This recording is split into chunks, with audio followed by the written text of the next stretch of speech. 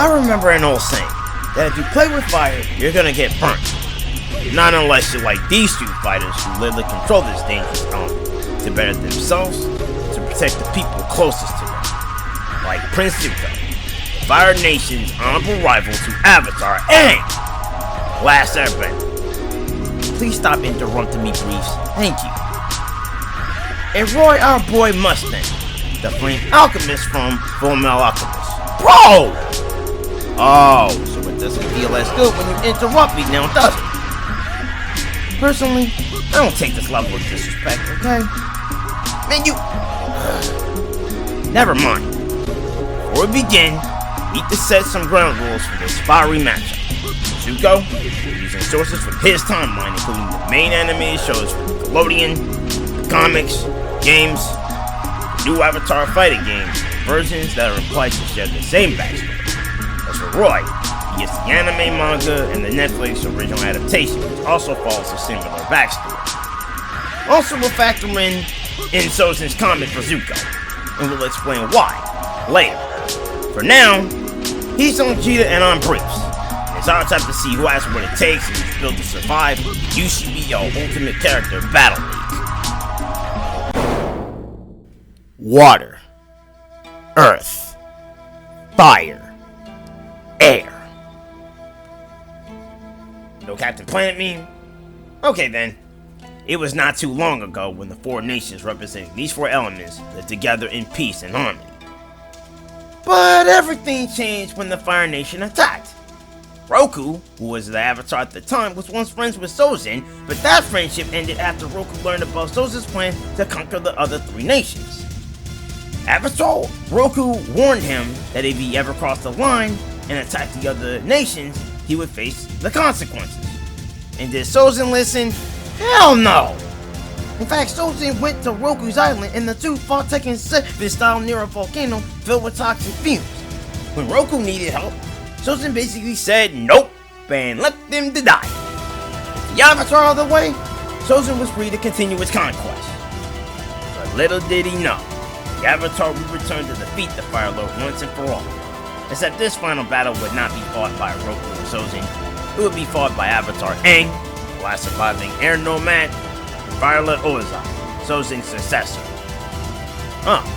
So Sozin was responsible for the air nomad massacre, so he survived. Now that Ozai was the new Fire Daddy, he continued his family's mission. And this dude is basically the Heihachi Mishima of the Avatar universe. Unc, why would you compare Heihachi to this monster voiced by Luke Skywalker? Because, like the patriarch of the Tekken franchise, Ozai ruled with an iron fist. Also like Heihachi, he was terrible at being a dad. He had a wife and two children, but he treated his wife horribly, favored one child Azula, and despised his son Zuko. Zuko did not have the best childhood. His sister and father abused him emotionally. And as Zuko and Azula grew older, things only got worse. Manipulation, ridicule, deception, you name it. Ozai even made one of the coldest statements in the entire series. He says she was born lucky. He says I was lucky to be born. Oh my god, bruh! What a jerk! A real dirtbag even. On top of that, Zuko's mother was exiled when Zuko was 13 years old. And unlike Kazuya, who got thrown off a cliff and survived because of the Devilish Trio, Zuko's punishment was much more personal. When Zuko questioned a Fire Nation general's cruel plan, his own father challenged him to an Agni Kai, a fire nation. Ozai won and permanently scarred Zuko's face with his fireband. And I thought Todoroki had it bad. This is one of the most messed up things you can do to someone, especially your own son. To this day, it's still one of the darkest moments in the franchise, especially for Zuko. On top of that, he was exiled and told the only way he could return home was by capturing the Avatar. His uncle Iroh stayed with him through all of this, guiding him during his long journey. And being a prodigy himself, Zuko had all the skills needed to hunt down the Avatar and try to restore his honor. Zuko's firebending is based on real-world martial arts, specifically Northern Shaolin Kung Fu. That makes him an expert in hand-to-hand combat, and he uses his bending to create fire jets for mobility. Later in his redemption arc, he learns lightning redirection from his uncle Ira. And thanks to his firebending training, he has resistance to extreme heat, though not extreme cold. His tactical battlefield adaptation also helped him to capture Aang more than once, even if he failed more than one step. He also studied the original firebending style from dragons, which helped him to regain the true meaning of fire.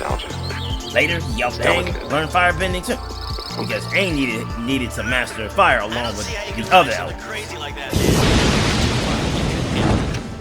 Whoops! Sorry about that. I was just learning how the firebending styles work. Where did you get that rock? I got it from the Paramount Plus shop.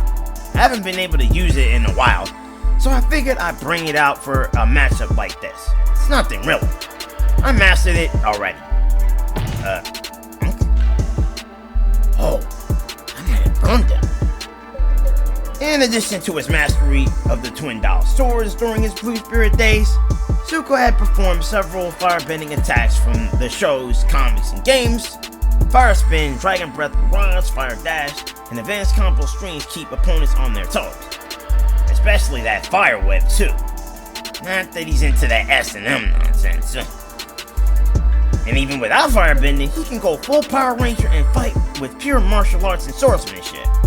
Zuko has some impressive feats, like breaking chains with a single kick, acting the arrows, projectiles, and bending attacks, and fighting multiple elite Fire Nation soldiers. His true growth came when he finally realized he didn't need his father's approval to restore his honor. After returning to the Fire Nation because of Zuko, Zuko eventually left again, this time to help train Aang so that he could defeat Ozai and end the war. This wasn't easy for Zuko, especially with Azula getting even crazier than before. We're talking full-blown Jurihan levels of crazy. Zuko and Azula fought multiple times, and in the end, it took Katara's help to finally defeat him. Ozai was defeated, Zuko became Fire Lord, and he helped build a better future. He even aided Avatar Korra later in life. His legacy continued long after with a statue made in his honor. Yes, we're not going to mention that he had a death battle with Shoto Todoroki from My Hero Academia, huh? It was the love of his mother, his uncle, and his new friends that inspired Zuko's character development. His trauma and abuse did not define the man he became. With him as the new Fire Lord, Zuko and Aang finally helped bring peace and balance to the four nations. Nostalgia. And he also had an agony count with SpongeBob of all people and raced against Sonic in Crossworlds. Zuko is gonna learn Chaos Control from Shadow next. Ow! Don't ruin the moment. I am the Fire Lord. I will win this for my honor! Humankind cannot gain anything without first giving something in return. To obtain something of equal value must be lost. That is alchemy's first law of equivalent exchange. To the Elric brothers, this is the one and only truth when it comes to alchemy. To Colonel Roy Mustang, the truth of Al's statement is too close to home. Orphaned at a young age, Roy was raised by his paternal aunt, Chris Mustang, also known as Madam Christmas. Showing early affinity for alchemy, he was taken in by Master Alchemist Berthold Hawkeye. Yes, there's different timelines for the story, but for this episode, we're mainly focusing on the Fullmetal Alchemist Brotherhood and manga version. The sole reason Roy wanted to learn this special craft was to become a source of strength and knowledge to the people of the Measures. When he got older, Roy left his master and joined the state military with the goal of becoming a state alchemist, which is basically a fancy way of saying he wanted a military desk job, next to his bro for life main seals. You know, discussing future plans, ideal goals, maybe dating a couple of honeys on the side. Well, maybe not that last one. Or maybe we'll get to that in a minute, because Roy came back to Master Hawkeye years later looking for something in the way of alchemy expertise. He even asked Hawkeye to join the state military, and Master Hawkeye said nope. To him, state alchemists were nothing more than government lapdogs. In his eyes, Roy becoming one of them made him unworthy of receiving such an important research. Roy, maybe you shouldn't have waited to get the research before joining the military. It would probably help you out in the long run. Just saying. Well, Roy did get it eventually, because Master Hawkeye passed away, and left the research to him as a dying wish. But Roy had to wait until after the funeral to receive it from Hawkeye's daughter Risa. The research was tattooed on her back. Oh, snap. That's where the research was hidden. Exactly. The tattooed research was the code for Berthold Hawkeye's innovative flame alchemist. Roy cracked that code, mastered the technique, and earned his symbolic moniker, the Flame Alchemist. So, we have two alchemists in this anime. The little guy with the full metal arm who got pacified by Aang, and Roy, our boy, who is technically not named after the other Roy from Nintendo's Fire Emblem, who has a sword in Super Smash Bros. Ultimate. Why are you looking at me like that? Hey, I didn't say a word. Well, you were thinking it. Well, I was thinking how special this Flame Alchemy really is. I'm on fire! I'm on fire! Stop, drop, and roll! Stop, drop, and... Wow. Since when did we get Fire 60 systems installed? We got them installed weeks ago. 2 or 3 weeks at most. You know, just in case of emergencies like this. Well, fire safety is important. Next, we need to get Smokey the Bear for a matchup on this show. And anywho, thanks to his exceptional leadership, Roy became both a major and a colonel, serving during the brutal Isfall Civil War. This conflict was ordered by Führer King Rat, who in reality was a homunculus created by Father. Father himself was a full-fledged homunculus, one of many unofficial things powered by the Philosopher's Stone. Where did you get that? I got it from the world of Frieza vs. M. Bison and took the souls of that world too, because this is what it requires. Souls are needed for these beings to exist, and if the stone is destroyed, a homunculus can die as well. Dude, why would you do that? That is unethical. It's science, Grace. No big deal. No big deal. Moving on. Of course, Roy would put these abilities to work during his deadly encounter with the homunculus Lux, we believe was connected to the murder of his bro Meiji. Roy used firestorms, explosion bursts, precision combustion attacks to burn Lux until she couldn't regenerate anymore. And it didn't stop there. He later battled Envy, another homunculus who confessed to murdering Hughes. Turns out Envy was the real killer, not Lux. Earlier in his career, Roy also survived operations during the Isfall War. This man generated building-sized firestorms, fought multiple homunculi, and he did all that by snapping his fingers and doing his steps like Little John in the East Side Boys. You could say that he got that super hot fire, eh? Hey, I thought it was funny. Eventually, the final battle commenced against Father with Edward Alphonse, Roy, Risa, and others fighting to stop him. They won the battle and the war, but Roy suffered serious injuries to his eyes.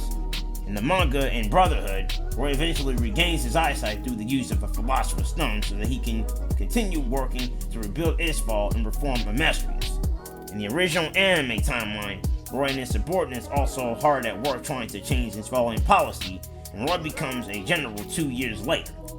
No matter the version, Roy Mustang's goal remains the same: to rise through the military and change his country from the inside. Now, no one knows exactly what happens to Roy after the anime and manga ended, but one thing's for sure: one snap from Roy's fingers and you're as good as cooked. Enough said. You were stupid enough to confess, and even more stupid to boast. Everything you've said is fuel on your funeral pyre. So then, I think I'll begin. By burning out your tongue! Now that the data analyzed, only one question remains. Will Zuko show Roy just how honorable he is, or will the Flame Alchemist snap his fingers and barbecue this prince of the Fire Nation in the name of duty? Today, we shall see who gets cooked as we Get ready for the next battle. Get back here! I'm not done with you!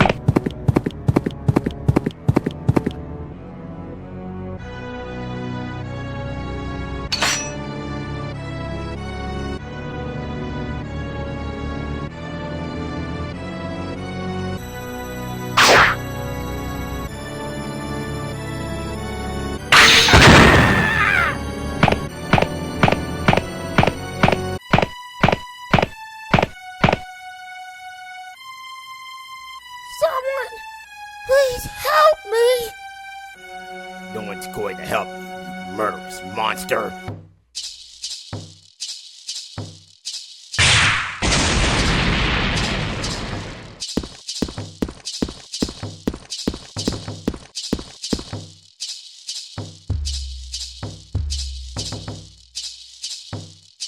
I'm only going to say this once. Leave her alone!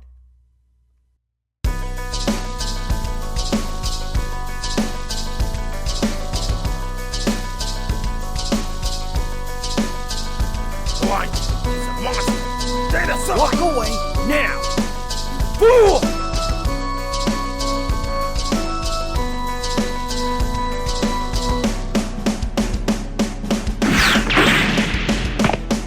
You have any idea what you have done? I stopped you from burning someone alive. Trust me, you know what it's like to be a bad guy. Fighters ready. Engage.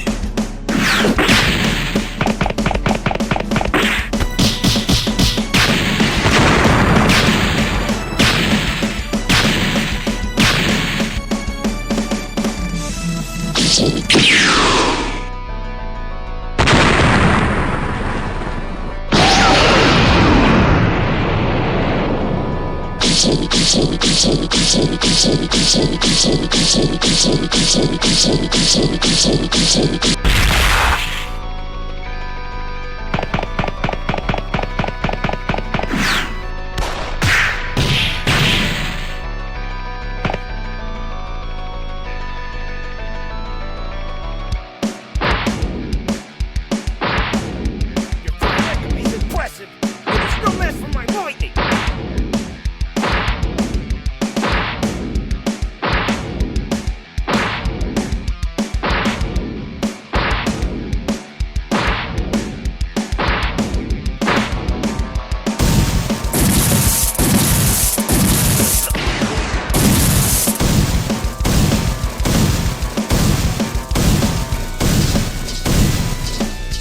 Back.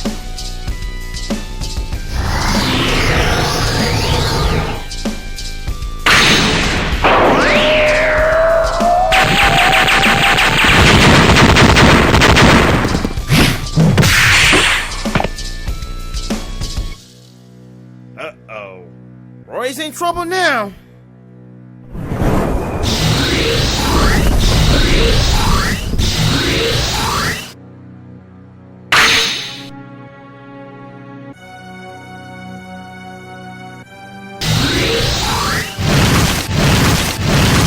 No tornado is going to stop me. I'm doing my duty.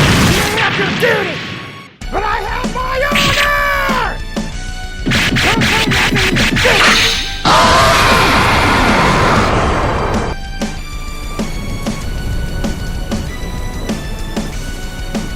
I know.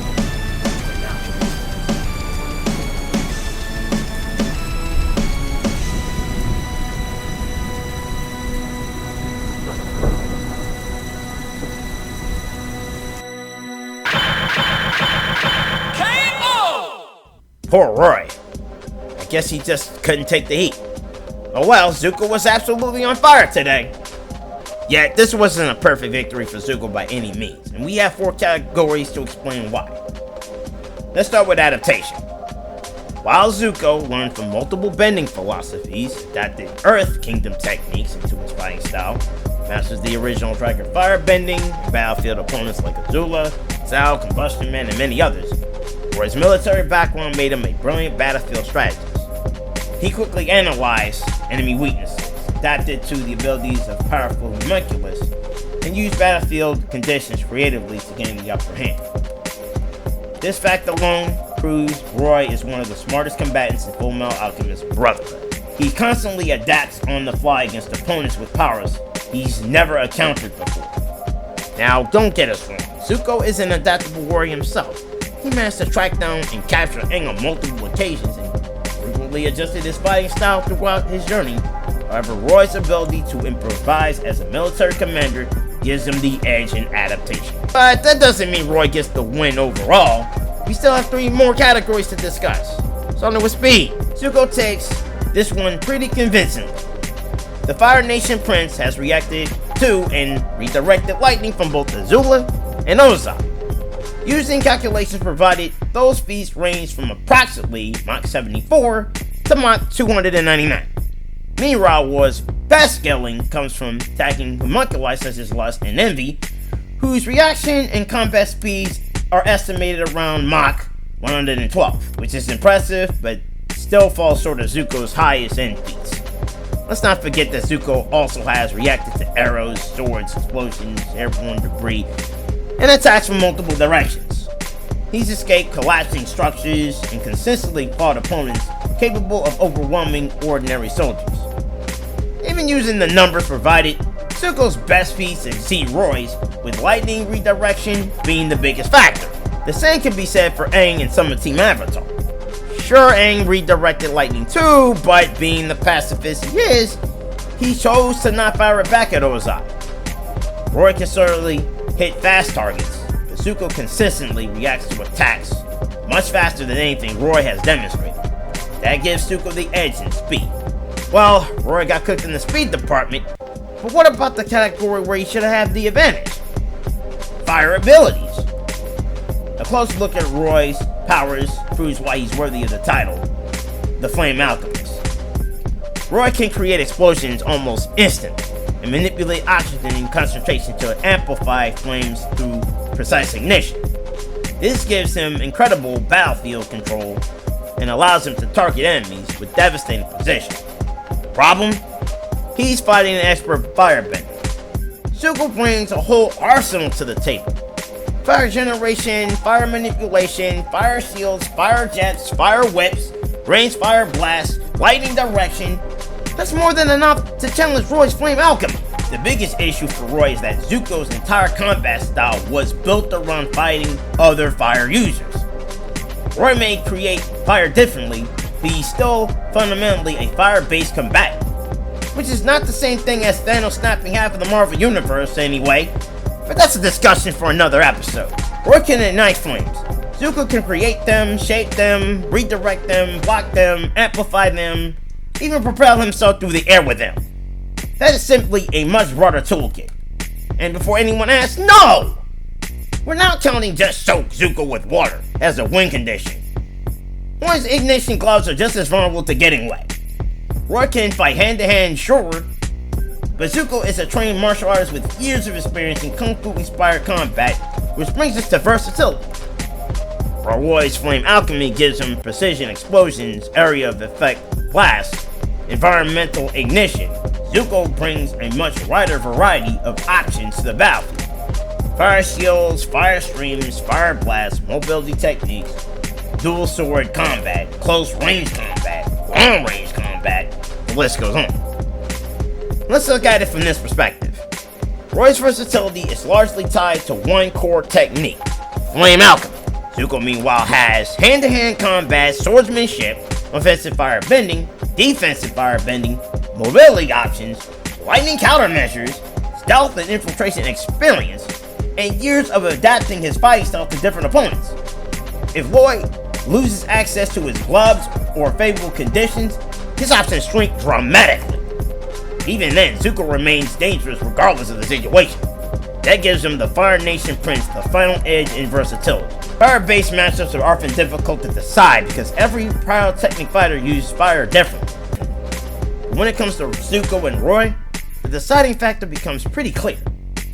Roy's primary weapon is fire, and Zuko is one of the worst possible opponents a fire specialist could face, because Zuko is faster, scales higher from the feats we discussed, possesses defensive fire techniques, and can continue fighting effectively even without bending thanks to his superior martial arts and swordsmanship. Roy's intelligence absolutely keeps the fight competitive, but in the end, he lacks reliable answers to Zuko's speed, fire defenses, and overall versatility. The reason that this Mustang got cooked to a crisp is because Zuko's bending has that super hot fire! You know what, Breeze? You're a hard act to follow, and my brain is officially burnt from all these fire jokes.